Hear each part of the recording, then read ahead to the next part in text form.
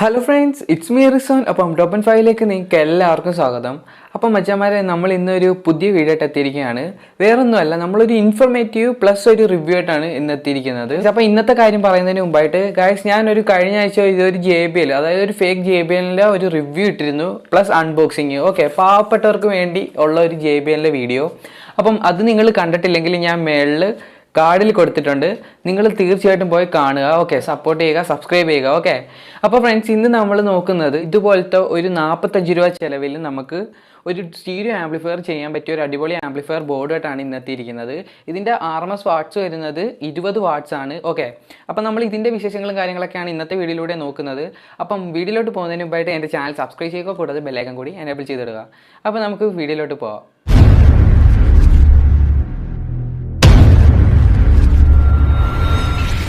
അപ്പോൾ guys, video തുടങ്ങുന്നതിന് മുമ്പ് തന്നെ ഞാൻ പറഞ്ഞിരുന്നു ഇതൊരു ഇൻഫർമേഷൻ വീഡിയോ ആണ്. ഓക്കെ, വേറൊന്നുമല്ല, നമുക്ക് 45 രൂപ ചിലവിൽ ഒരു 20 വാട്ട്സ് സ്റ്റീരിയോ ആംപ്ലിഫയർ ചെയ്യാൻ പറ്റിയ ഒരു ബെസ്റ്റ് ബോർഡാണ് ഗൈസ് ഞാൻ ഇന്ന് നിങ്ങൾക്ക് പറഞ്ഞു തരുന്നത്.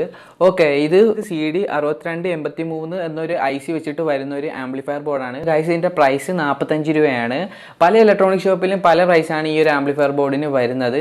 ഓക്കെ, നിങ്ങൾക്ക് നിങ്ങളുടെ അടുത്തുള്ള ഇലക്ട്രോണിക് ഷോപ്പിലൊക്കെ വാങ്ങിക്കാൻ പറ്റിയ ഒരു ബെസ്റ്റ് ആംപ്ലിഫയർ ബോർഡാണ് ഗൈസ് ഇത്. അപ്പം ഇത് ഞാൻ 1.5 കൊല്ലമായിട്ട് യൂസ് ചെയ്യുന്ന ഒരു അടിപൊളി ആംപ്ലിഫയർ ബോർഡാണ്. ഇതുവരെ ഒരു പ്രശ്നവും വന്നിട്ടില്ല. നല്ല best class AB type amplifier ബോർഡാണ്. അപ്പം നിങ്ങൾക്ക് ഇതൊരു ജസ്റ്റ് ഒരു ഇൻഫോർമേറ്റീവ് വീഡിയോ ആയിട്ടാണ് ഞാൻ ഇന്ന് എത്തിയിരിക്കുന്നത്. ഓക്കെ, അപ്പോൾ ഗൈസ്, ഇത് നിങ്ങൾക്ക് വാങ്ങിക്കണമെങ്കിൽ നിങ്ങളുടെ അടുത്തുള്ള ഏതെങ്കിലും ഒരു ഇലക്ട്രോണിക് ഷോപ്പിൽ ചെന്നാൽ മതി.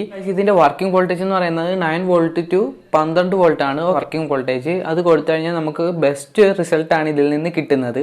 ഓക്കെ, ഇതിൻ്റെ സർക്യൂട്ടും കാര്യങ്ങളും ഞാൻ ജസ്റ്റ് ഒന്ന് പറഞ്ഞുതരാം ഗൈസ്. ഇതിൻ്റെ അകത്ത് ഇൻബിൽഡ് ആയിട്ട് റെക്ടിഫയറും കാര്യങ്ങളൊക്കെ വരുന്നുണ്ട്, റെക്ടിഫൈങ് സർക്യൂട്ട്. ഗൈസ്, ഞാനിപ്പോൾ അതിൽ നിന്ന് ആ റെക്ടിഫൈങ് സർക്യൂട്ട് ഒന്ന് മാറ്റിയിട്ടുണ്ട്. നമ്മൾ ജസ്റ്റ് DC ആണ് കൊടുക്കുന്നത്, 12 വോൾട്ട് അഡാപ്റ്ററിൽ നിന്നാണ് കൊടുക്കുന്നത്. അതുകൊണ്ട് ഞാൻ ആ റെക്ടിഫൈ സെക്ഷൻ ഒന്ന് എടുത്ത് മാറ്റിയിട്ടുണ്ട്.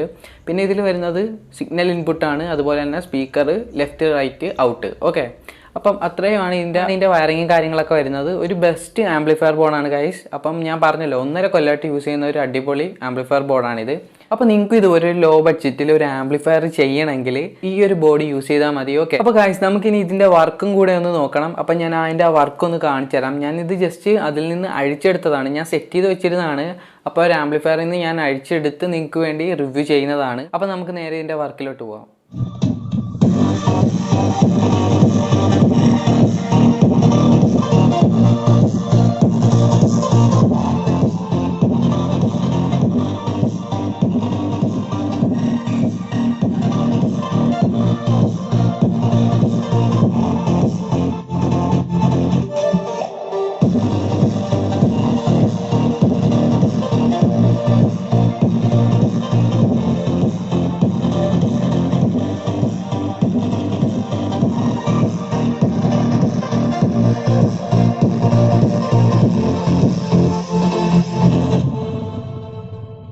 അപ്പോൾ ഗൈസ്, ഇന്നത്തെ വീഡിയോ നിങ്ങൾക്ക് ഇഷ്ടപ്പെട്ടിട്ടുണ്ടെങ്കിൽ തീർച്ചയായിട്ടും ലൈക്ക് ചെയ്യുക, ഷെയർ ചെയ്യുക, സബ്സ്ക്രൈബ് ചെയ്യുക.